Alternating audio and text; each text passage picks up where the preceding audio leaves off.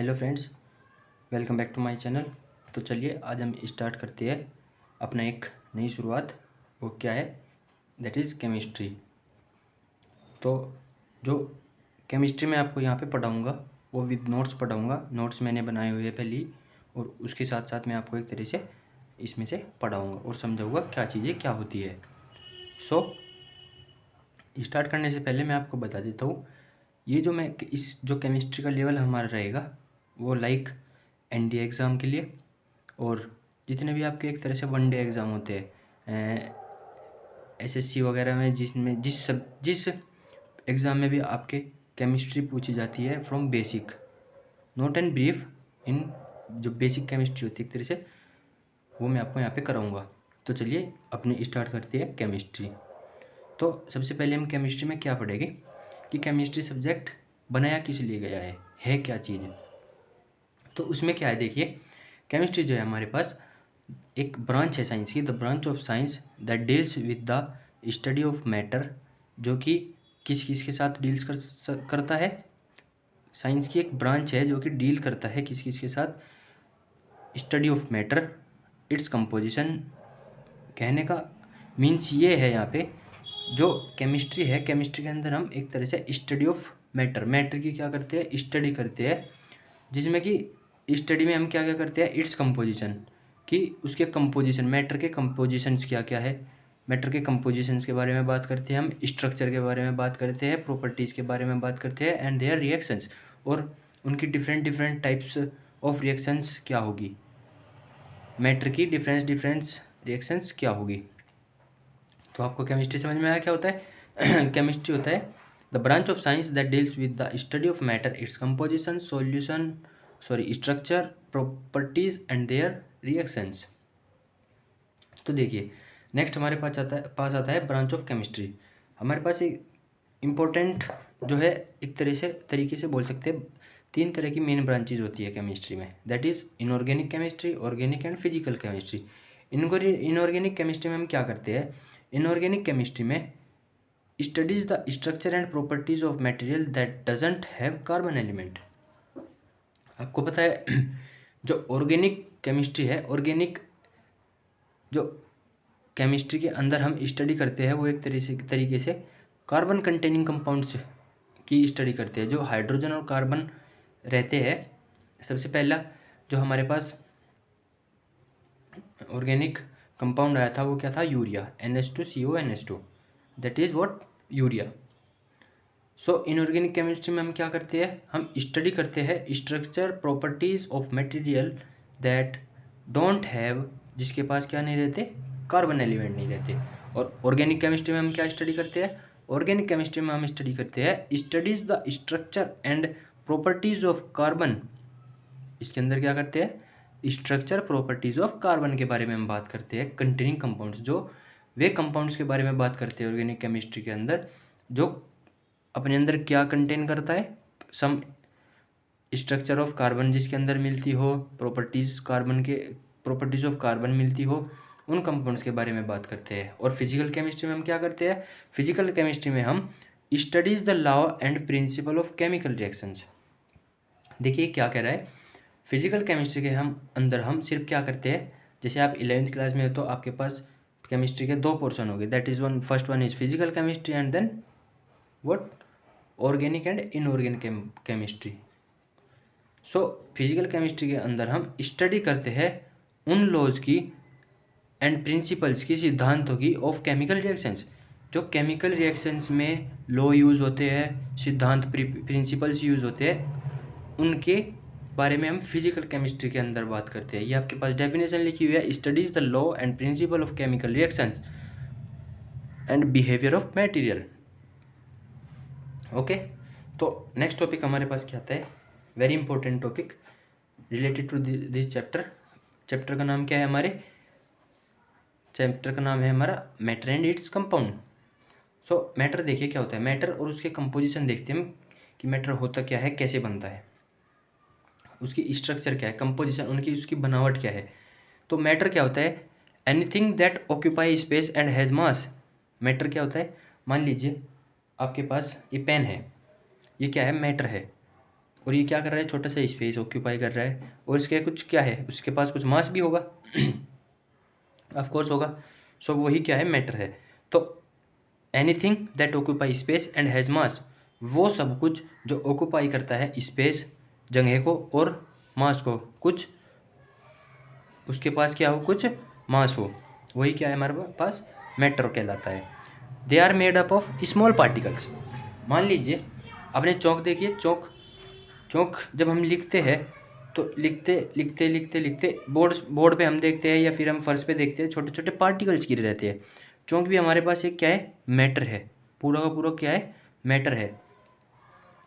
और मैटर हमेशा किस चीज़ का बन रहता है, they are made up of small small particles से बनकर क्या बनता है, एक मैटर बनता है। We can either see, touch and feel them. Matter को हम फील कर सकते हैं, सी करते देख सकते हैं, और टच भी कर सकते हैं। ऑफ कोर्स टच होगा तो फील भी होगा। जैसे एग्जांपल एयर, अभी आप बोलेंगे कि एयर, तो एयर को आप मैटर कैसे कह सकते हैं, उसको क्या हम टच कर सकते हैं, ऑफ कोर्स कर सकते हैं।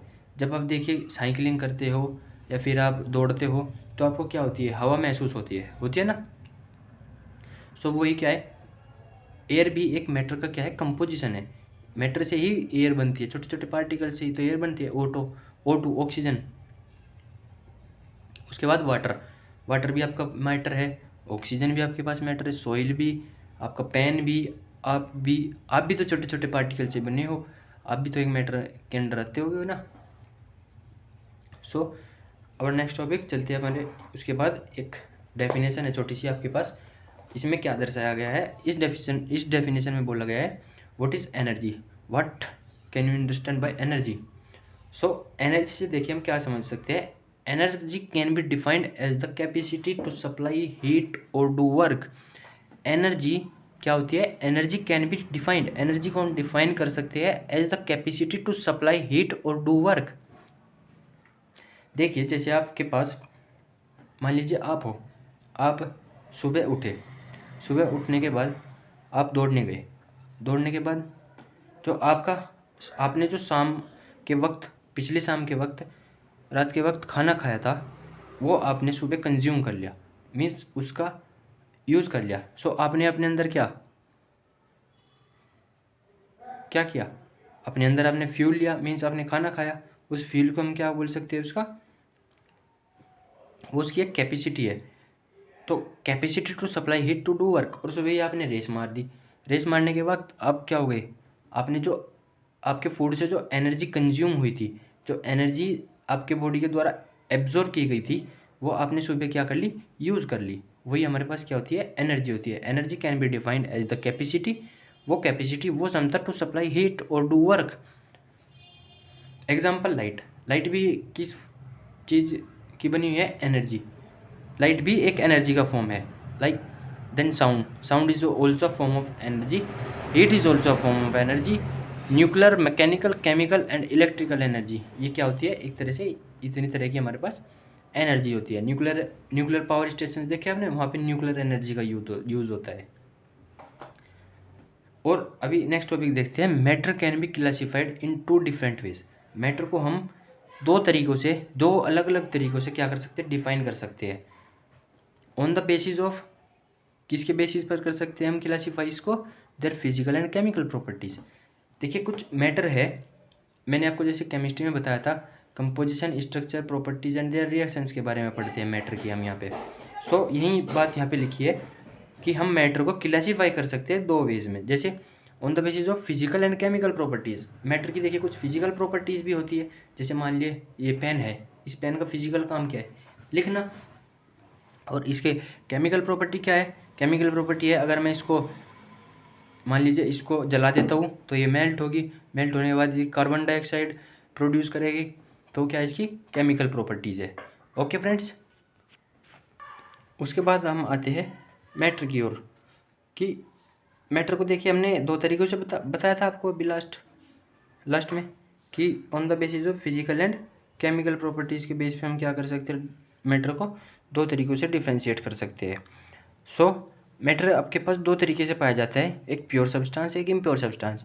जो प्योर सब्सटेंस हमारे पास होते हैं वे क्या क्या होते हैं, एलिमेंट और कंपाउंड। एलिमेंट क्या होता है, element is made by what, atoms, छोटे छोटे एटम्स से जो बनता है एक एलिमेंट बनता है, like sodium, like your calcium, like your potassium, this type of this types of elements are called element obviously. So यही छोटे छोटे एटम्स से जो बनता है यही एक एलिमेंट कहलाता है आपके पास। सो ये एलिमेंट क्लियर हो गया आपको। मैं आगे भी इसकी डेफिनेशन आएगी एलिमेंट की, कि एलिमेंट होता क्या है, वहाँ पे आपको और ब्रीफ में समझाऊंगा। और नेक्स्ट क्या है, कंपाउंड। कंपाउंड क्या होता है, जो छोटे छोटे मॉलिक्यूल्स के द्वारा जो फॉर्म होता है वो कंपाउंड होता है। और इम्प्योर सब्सटेंसेस देखिए, इम्प्योर सब्सटेंसेस हम जब भी बोलेंगे, जैसे कोई मिक्सचर, जब मिक्सचर आपके पास फॉर्मेशन हो, किसी मिक्सचर की क्या हो आपके पास फॉर्मेशन हो, जब ये आपको इम्प्योर सब्सटेंस की गेन होता है। जैसे इम्प्योर सब्सटेंस हमारे पास दो तरीके से होता है, वैसे मिक्सचर के पार्ट है होमोजीनियस और हेट्रोजीनियस, पर जो मिक्सचर है वही एक इम्प्योर सब्सटेंस है। So that's why we call impure substances is of two types, that is homogeneous mixture and heterogeneous mixture। homogeneous और heterogeneous में आपको आगे समझाऊंगा कि definitions with explanation with example क्या होती है। तो अभी चलते हैं हम नेक्स्ट टॉपिक की ओर। नेक्स्ट टॉपिक में क्या है हमारा, फिजिकल क्लासिफिकेशन है किस चीज़ का, मैटर का। फिजिकल क्लासिफिकेशन ऑफ मैटर में हम देखिए क्या पढ़ते हैं। फिजिकल क्लासिफिकेशन ऑफ मैटर में हम पढ़ेंगे, matter is found in 3 physical states. आपको पता है मैटर 3 तरीके से पाया जाता है, मैटर 3 फॉर्म में ही पाया जाएगा। ऑफकोर्स 2 फॉर्म और अभी इन्वेंटेड हो चुकी है, अभी नहीं बहुत पहले इन्वेंटेड हो चुकी है, बट यूज़ उनका होने लगा है। जैसे अभी हम देखते हैं first state of matter. First, what is the first state of matter, that is solid. How we can define the solid, now tell some about how we can define the solid. So we can define the solid as which have solid. What is solid? It is a pen. You know, it is a pen and it is in the form of solid. So ये matter की कौन सी state है, solid state है। सो इसका जो pen है, ये देखिए जो ये पेन है, इसका क्या है, डेफिनेट शेप है, डेफिनेट वॉल्यूम है। इसकी डेफिनेट शेप है, मैं इसको तोड़ूंगा, मरोड़ूंगा, कुछ भी मैं इसके साथ करूँगा, अगर ये ना टूटे तो इसका जो शेप है वो क्या रहने वाला है, डेफिनेट शेप रहने वाला है। मीन्स हम बोल सकते हैं कि इसकी जो शेप है वो एक वेल डिफाइन है। एंड वॉल्यूम, जो इसका आयतन है वो भी क्या होगा, वॉल्यूम भी आपके पास डिफाइन होगा इसका, और शेप भी आपके पास इसकी डिफाइन होगी। नेक्स्ट पॉइंट क्या होगा हमारे पास, strong intermolecular force of attraction between particles. देखिए अगर मैं इसको तोड़ने जाता हूँ तो मुझे इसमें ज़्यादा फोर्स लगाना पड़ेगा, बहुत ही ज़्यादा फोर्स लगाने पड़ेगा, जब भी जाके क्या होगी, क्रैक होगी आपके पास पेन।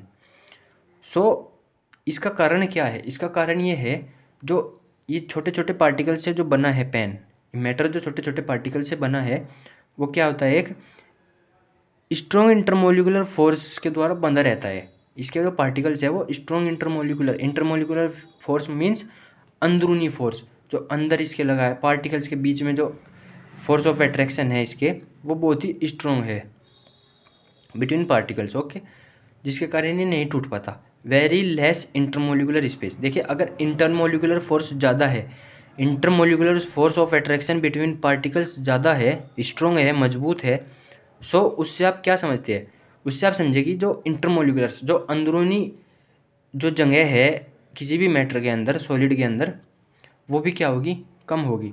आप इसको एक तरीके से बोल सकते हो, अगर ज़्यादा इंटरमोलिकुलर फोर्स है तो इंटरमोलिकुलर स्पेस बहुत ही कम होगा between the particles of solids, और इसको हम कंप्रेस नहीं कर सकते, can't be compressed. Compressed means इसको हम दबा नहीं सकते, अगर दबाया भी जाए तो एक तरीके से वो टूट जाएगी, क्रैक हो जाएगी। सो हम इसको कांट बी कंप्रेस्ड बोल सकते हैं कि सॉलिड जो है हमारे पास we can't compress this solid. Okay, next point है हाई डेंसिटी।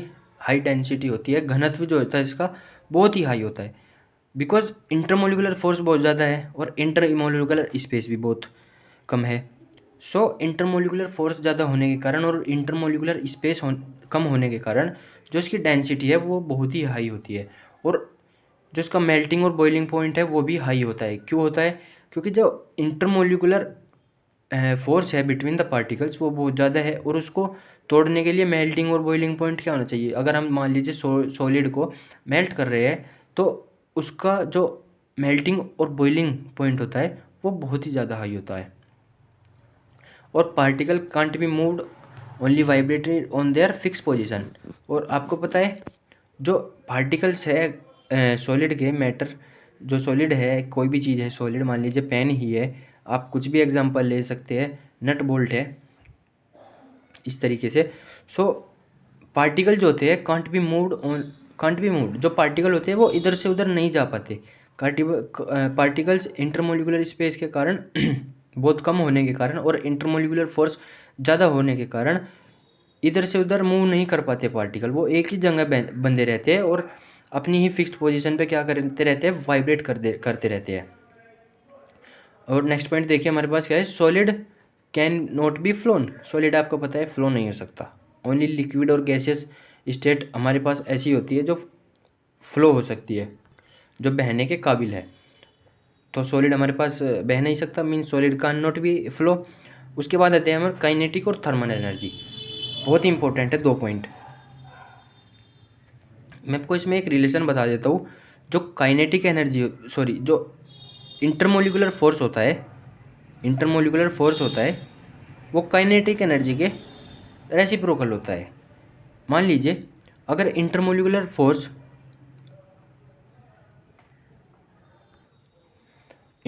फोर्स ज़्यादा है तो काइनेटिक एनर्जी आपके पास क्या होगी, कम होगी। क्यों होगी? काइनेटिक एनर्जी देखिए जब भी प्रोड्यूस होती है जब कोई भी चीज़ मोशन में हो और स्पीड उसके पास क्या हो, एक अपनी खुद की स्पीड हो। हमें पता है कि जो पेन है या कोई भी सॉलिड के पार्टिकल है उनके पास न तो जगह है भागने के लिए और वे इतने मजबूत फोर्स के द्वारा बंधे हुए हैं जिसके कारण वो एक दूसरे को क्या नहीं कर पाते, कोलाइड नहीं कर पाते, या फिर हम बोल सकते हैं वो मूव नहीं कर पाते। मैंने बोला था ना कि particles can not be moved, only vibrated on their fix position. So that's Y kinetic energy जो सॉलिड के पार्टिकल है वो इतनी गेन नहीं कर पाते, जिसके कारण जो पार्टिकल्स है सॉलिड के वो एक ही जगह पे क्या रहते हैं, वाइब्रेट करते रहते हैं थोड़ा थोड़ा।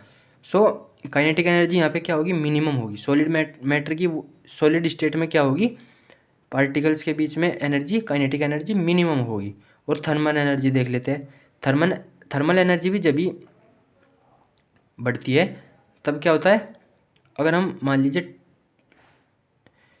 सॉलिड स्टेट का टेम्परेचर बढ़ा रहे हैं, हमारे पास कोई सॉलिड है और उसका टेम्परेचर बढ़ा रहे हैं हम, सो उसके अंदर थर्मल एनर्जी क्या होगी, सॉलिड के अंदर वो कम होगी। बिकॉज रेट ऑफ डिफ्यूज़न जो है वो आपके पास क्या होगा, बहुत ही कम होगा।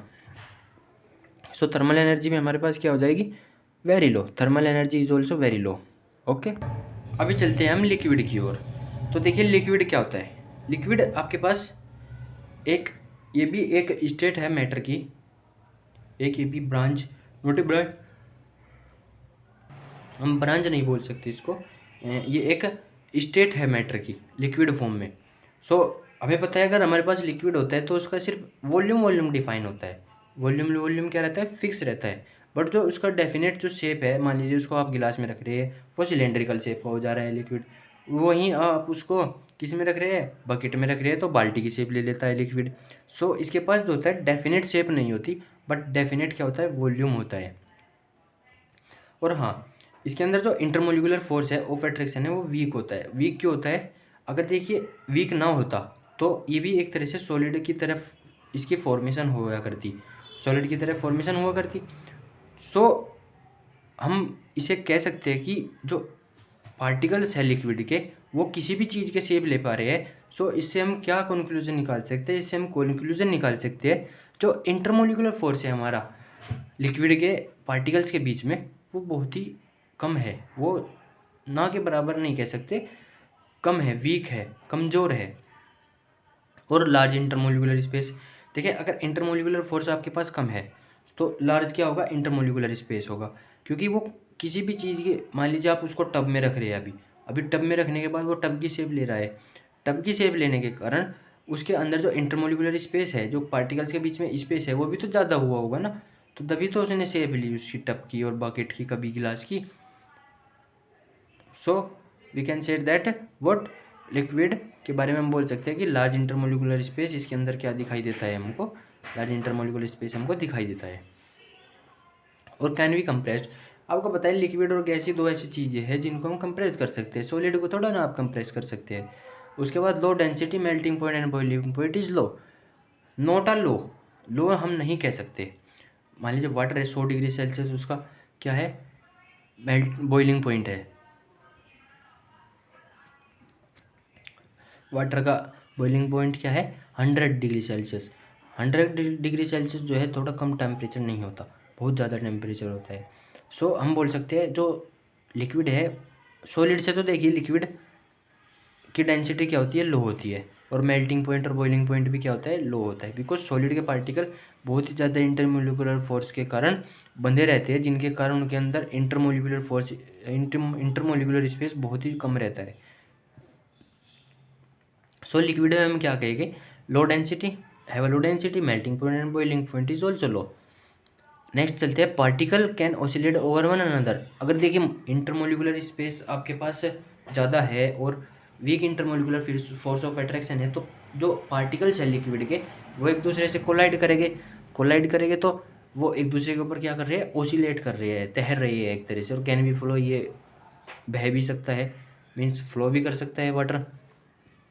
अभी मैंने आपको लास्ट टॉपिक में बताया था, सॉलिड में जो काइनेटिक एनर्जी है वो किसके इनवर्सली प्रोपोर्शनल होती है, किसकी होती है, इंटरमोलिकुलर फोर्स के। जो इंटरमोलिकुलर फोर्स हमारे पास कम है तो काइनेटिक एनर्जी हमारे पास क्या होगी, ज़्यादा होगी।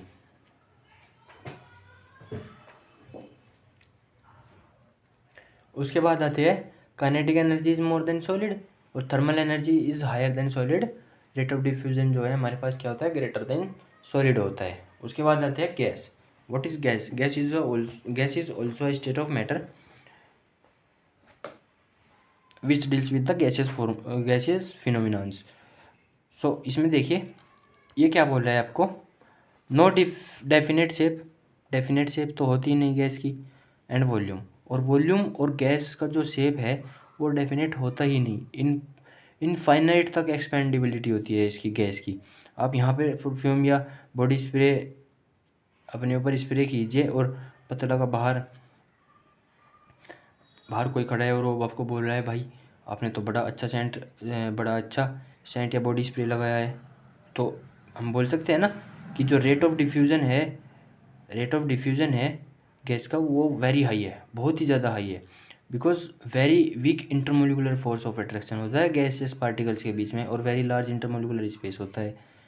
हाईली कंप्रेसिबल, जो गैस है वो आपके पास लिक्विड से भी ज़्यादा कंप्रेसिबल है। वेरी लो डेंसिटी, और डेंसिटी भी क्या होती है आपकी इसकी, लो होती है। और particle can move freely anywhere, particle जो है वो हवा में इधर से उधर तैर रहे हैं, कहीं भी घूम सकते हैं। और कैन फ्लो एनीवेयर, और कहीं भी ये लिक्विड गैस बह सकती है। Very high kinetic energy, very high thermal energy. Kinetic energy क्या होती है, स्पीड कब बढ़ेगी, अगर इंटरमोलिकुलर फोर्स ऑफ अट्रैक्शन और इंटरमोलिकुलर स्पेस पार्टिकल के बीच में कम है, तो तभी वो क्या होगी, जल्दी पार्टिकल्स उसकी चीज़ के रन करेंगे। सो जब वे पार्टिकल्स रन करेंगे एक दूसरे के साथ तो वो कुछ स्पीड गेन करेंगे, तो वेरी हाई काइनेटिक एनर्जी भी इसमें क्या होगी, वेरी हाई, और वेरी हाई थर्मल एनर्जी। और थर्मल एनर्जी हमारे पास क्या आगे रहेगी, वेरी हाई, बहुत ही ज़्यादा हाई रहेगी थर्मल एनर्जी भी हमारे पास।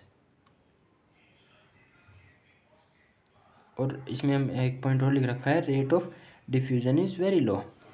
जो गैस का जो डिफ्यूजनिंग रेट है गैस का, वो बहुत ही कम है।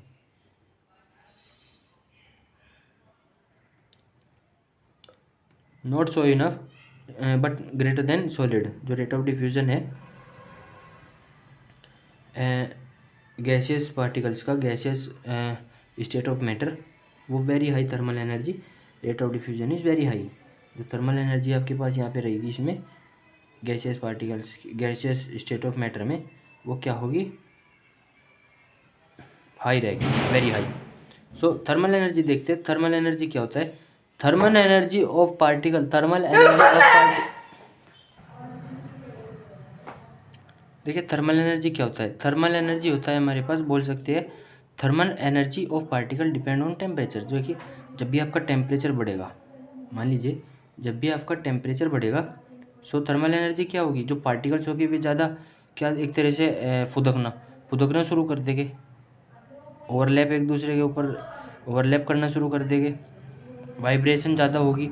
सो टेम्परेचर बढ़ने के कारण जो थर्मल एनर्जी है, थर्मल एनर्जी वो पार्टिकल जो होती है वो डिपेंड करती है टेम्परेचर के ऊपर। अगर टेम्परेचर ज़्यादा है तो थर्मल एनर्जी भी क्या होगी, ज़्यादा होगी।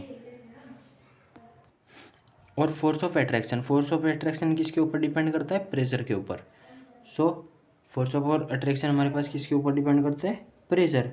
अगर फोर्स ऑफ अट्रैक्शन ज़्यादा है सो वो किसके ऊपर, किसकी वजह से है, प्रेशर की वजह से, बिकॉज उसके ऊपर प्रेशर ही इतना ज़्यादा क्रिएट किया जा रहा है कि उसके अंदर फोर्स ऑफ अट्रैक्शन जो है वो बढ़ रहा है। अगर प्रेशर कम है तो फोर्स ऑफ अट्रैक्शन कम होगा of course. So it is the concept of thermal energy and force of attraction. देखिए उसके बाद हम आते हैं, जो हमारे पास सॉलिड होता है वो हम क्लासीफाई करते हैं दो तरीके से। सॉलिड को हम कितने तरीके से क्लासीफाई कर सकते हैं, दो तरीके से क्लासीफाई कर सकते हैं। क्या क्या चीज़ें, हमारे पास दो तरीके के सॉलिड होते हैं, एक क्रिस्टलाइन सॉलिड, एक एमोर्फस सॉलिड। क्रिस्टलाइन सॉलिड जो होते हैं वो एक तरह से हम बोल सकते हैं कि ट्रू सॉलिड्स है, ये एक तरीके से ट्रू सॉलिड्स है, ट्रू। और वहीं पर अगर हम देखें एमोर्फस सॉलिड्स, ये सूडो सॉलिड या फिर सुपर कूल्ड लिक्विड्स, एक तरीके से ठंडे। एक होता है ना कि एक एक्टिव होता है इंसान और एक सुस्त रहता है, थोड़ा सा आलसी। सो इस तरीके से हम इसको बोल सकते हैं कि जो ये वाले हमारे पास क्रिस्टलाइन जो सॉलिड होते हैं वे तंदुरुस्त है, हट्टे कट्टे, एक्टिव एक तरीके से सॉलिड्स है, ये ट्रू सॉलिड्स। वहीं पर एमोर्फस को हम बोल सकते हैं कि एक तरीके से आलसी, लेजी और सुपर कूल्ड लिक्विड है, ठंडे सॉलिड्स है। अभी इनके देखिए डिफरेंस, देखिए क्या क्या होते हैं, अच्छी तरह से आपको समझ में आएगा।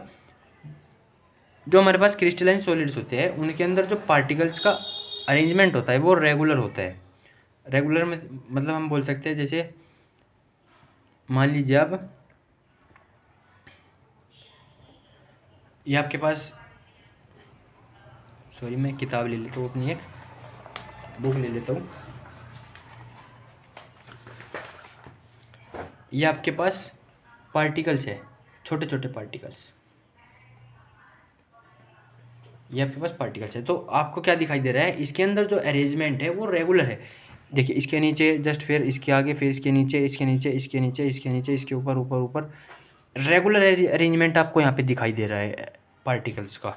सो हम क्या बोल सकते हैं, जो क्रिस्टलाइन सॉलिड्स है उनके अंदर जो पार्टिकल्स का अरेंजमेंट होता है वो रेगुलर होता है। लाइक जैसे एटम्स के अंदर आप अरेंजमेंट देख लीजिए, मॉलिक्यूल्स के अंदर देख लीजिए और आयंस के अंदर देख लीजिए, वहाँ पर आपको क्या मिलेगा, रेगुलर अरेंजमेंट देखने को मिलेगा। और अगर देखिए रेगुलर अरेंजमेंट होगा तो डेफिनेटली उसकी जो शेप है, पैटर्न है उस पार्टिकल का, एटम का, मॉलिक्यूल का, जो कुछ भी आपको गिवन है वो भी ज्योमेट्रिकल पैटर्न का होगा। वहीं पर आप देखिए एमोर्फस सॉलिड में may be have regular arrangement, शायद हो भी सकता है और नहीं भी, may be have regular arrangement of constituent particle for short range. अगर होगा भी उसके अंदर, अगर रेगुलर अरेंजमेंट होगा भी तो वो बहुत ही शॉर्ट रेंज के लिए होगा। कहने का मतलब ये है कि जो आपके पास रेगुलर अरेंजमेंट होगा एमोर्फस सॉलिड के अंदर कॉन्स्टिट्यूएंट पार्टिकल्स का, वो बहुत ही छोटे छोटे एरिया के लिए, हम बोल सकते हैं छोटी सी रेंज के लिए। आप यहाँ से यहाँ तक चले, आपको रेगुलर अरेंजमेंट दिखाई दिया, फिर आगे ऐसे इरेगुलर हो गया, इस तरीके से। सो आपके पास ये एमोर्फस सॉलिड में रेगुलर अरेंजमेंट किस तरीके का होता है क्रिस्टलाइन सॉलिड और एमोर्फस सॉलिड्स के अंदर। और मैंने आगे आपको बताया कि क्रिस्टलाइन सॉलिड हमारे पास ट्रू सॉलिड्स होते हैं और ये सूडो या cooled solid, super cooled solids बोल सकते हैं। ओके, अभी चलते हैं इनका melting point, very important points. Melting point is sharp हम बोल सकते हैं कि फिक्स। जो मेल्टिंग पॉइंट है क्रिस्टलाइन सॉलिड्स का, मान लीजिए आपको क्या दिया, आयरन दिया। आयरन क्या है, एक क्रिस्टलाइन सॉलिड है, मान लीजिए नोट है, आयरन का है एक आपके पास। डायमंड को आप एग्जांपल मान सकते हैं, डायमंड देखिए जैसे ये आपके एग्जांपल है ना, आप डायमंड को आप एक एग्जांपल मान के चल सकते हैं, किस चीज़ का, क्रिस्टलाइन सॉलिड्स का। डायमंड का एक टेम्परेचर होता है फिक्स टेम्परेचर, शार्प टेम्परेचर होता है जिस पर वो क्या करेगा, मेल्ट करेगा। उससे पहले वो, जब तक वो टेम्परेचर डायमंड रीच नहीं करता, अपने नहीं मिलता उसको इतना टेम्परेचर, तब तक वो मेल्ट नहीं होता। वहीं पर अगर हम देखें किस चीज़ को, एमोर्फस सॉलिड को, जो मेल्टिंग पॉइंट होता है वो डिपेंड करता है ऑन डिफरेंट रेंजेस। हर चीज़ के लिए अलग अलग, हर मैटर के लिए, हर पार्टिकल मॉलिक्यूल्स के लिए क्या करता है, डिपेंड करता है अलग अलग टेम्परेचर। देन जो क्रिस्टलाइन सॉलिड्स हमारे पास होते हैं वो एनआइसोट्रोपिक इन नेचर। देखिए यहाँ पे एनआइसोट्रोपिक का मतलब समझिए, मैंने ब्रैकेट में भी लिख रखा है, different physical properties in different directions. जो फिजिकल प्रॉपर्टीज़ होगी पार्टिकल्स की, मान लीजिए ये आपका पार्टिकल है, अरेंजमेंट तो आपको रेगुलर दिखाई दे रहा है, बट जो पार्टिकल्स है मान लीजिए, तो डिफरेंट डायरेक्शन में डिफरेंट फिजिकल प्रॉपर्टीज़ होगी, आपको दिखाई देगी।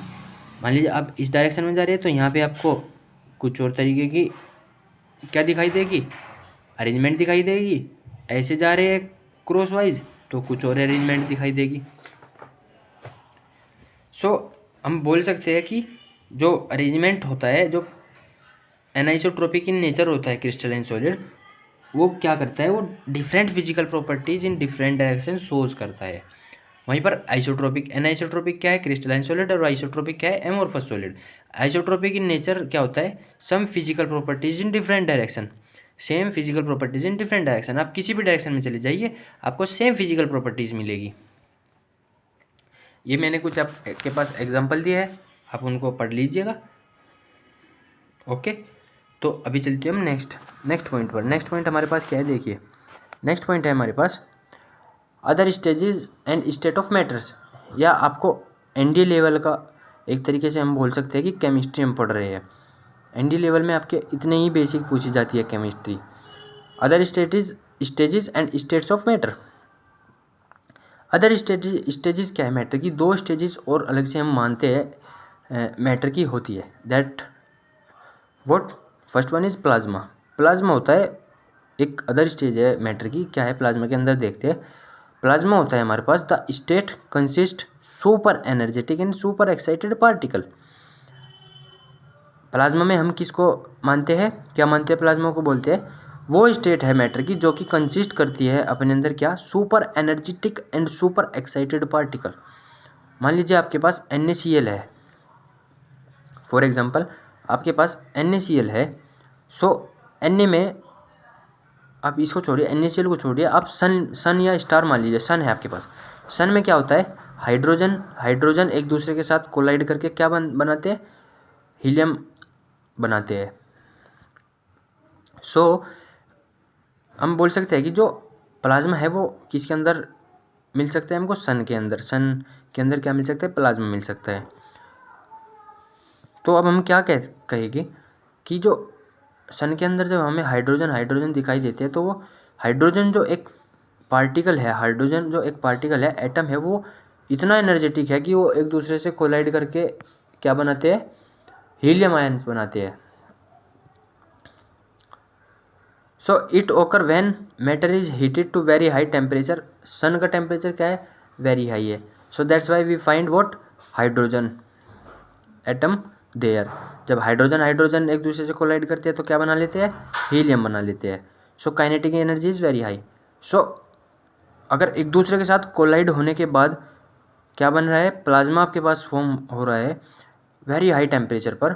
सो काइनेटिक एनर्जी भी उसकी क्या रहेगी, बोलिए क्या रहेगी, हाई रहेगी। Kinetic energy is also what, very high. अभी नेक्स्ट पॉइंट देखिए, the particle are in the form of ionized gases. Ionized gases की फॉर्म में आपको ये पार्टिकल्स दिखाई देते हैं। पार्टिकल्स कौन से हो गए, वे पार्टिकल्स एक दूसरे से कोलाइड करेंगे जो कि किस फॉर्म में होंगे, आयोनाइज्ड गैसेज की फॉर्म में होंगे, consisting of equal number of positive and negative ions, जिसके पास इक्वल पॉजिटिव और निगेटिव आयंस प्रेजेंट हो गए। अभी चलते हैं नेक्स्ट टॉपिक, नेक्स्ट पॉइंट के पास। नेक्स्ट पॉइंट हमें क्या बोल रहा है, it is also producing magnetic and electric field. ये क्या करता है, जो प्लाज्मा होता है हमारे पास, वो मैग्नेटिक और इलेक्ट्रिक फील्ड दोनों क्या करता है, प्रोड्यूस करता है। एग्जाम्पल क्या है, स्टार्स और सन्स। स्टार्स और सन्स के अंदर आपको क्या होगा, प्लाज्मा दिखाई देने, प्लाज्मा जो एक स्टेट है मैटर की वो दिखाई देने को मिलेगी। यूजेज देखिए कहाँ पर करते हैं हम इसका। फ्लोरेसेंट ट्यूब, जो आपके पास जो बड़े वाली ट्यूब होती है ना, तो वो क्या होगी, फ्लोरेसेंट ट्यूब होगी, उसके अंदर हम प्लाज्मा का यूज़ करते हैं। नियॉन साइन बल्ब के अंदर भी हम इसका प्रयोग करते हैं। नेक्स्ट स्टेट है हमारे पास मैटर की क्या, Bose Einstein condensation state, BEC जिसको हम बोलते हैं, Bose Einstein condensation state.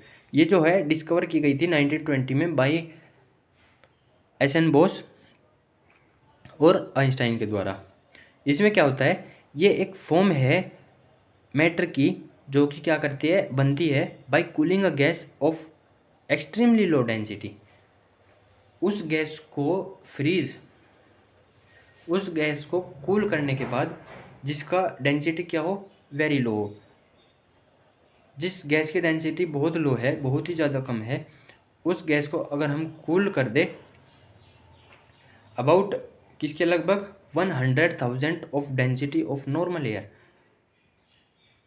100,000 of density of normal air to super low temperature, उस गैस को हम सुपर बहुत ही ज़्यादा कम टेम्परेचर पर क्या कर दे, कूल कर दे, जिसकी डेंसिटी वेरी लो है, तो वो क्या बना देगी, बोस आइंस्टीन स्टेट बना देगी,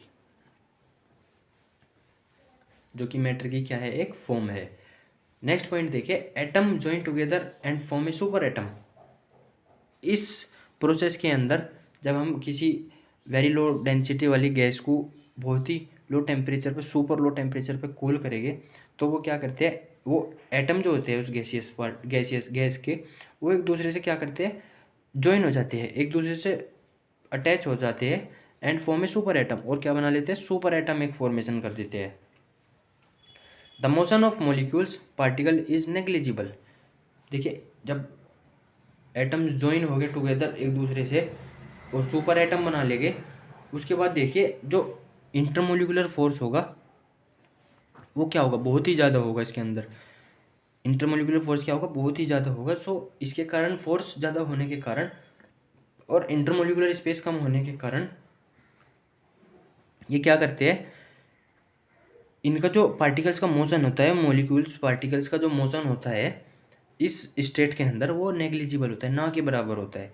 वेरी लो काइनेटिक एनर्जी, मैंने आपको पीछे भी बताया था, अगर मान लीजिए इंटरमोलिकुलर फोर्स ज़्यादा है या motion between the particles very negligible है, सो काइनेटिक एनर्जी भी क्या होगी, लो होगी। अगर फोर्स ऑफ अट्रैक्शन ज़्यादा है तो very low kinetic energy, force of attraction कम है या फिर motion between the particles very high है तो very high kinetic energy, because kinetic energy depend करती है speed and the motion of the particle and high force of attraction. Very low kinetic energy बता दिया मैंने आपको, और हाई फोर्स ऑफ अट्रैक्शन होगा बीच में पार्टिकल्स के। सो ये आपके यहाँ पे स्टेट्स ऑफ मैटर ख़त्म होता है, मैटर एंड इट्स कंपोजिशन। फिर आगे हम शुरुआत करेंगे किसी चीज़ से, अपने एक नए टॉपिक से। ठीक है फ्रेंड्स, सो तब तक के लिए जय Hind and like share and subscribe with your friends. जो तैयारी कर रहे हैं, ये आपको मैं सच बता रहा हूँ कि NDA लेवल की केमिस्ट्री है, NDA लेवल तक का इन टॉपिक्स में से आता है जो आपके पास ये लिख रहे हैं।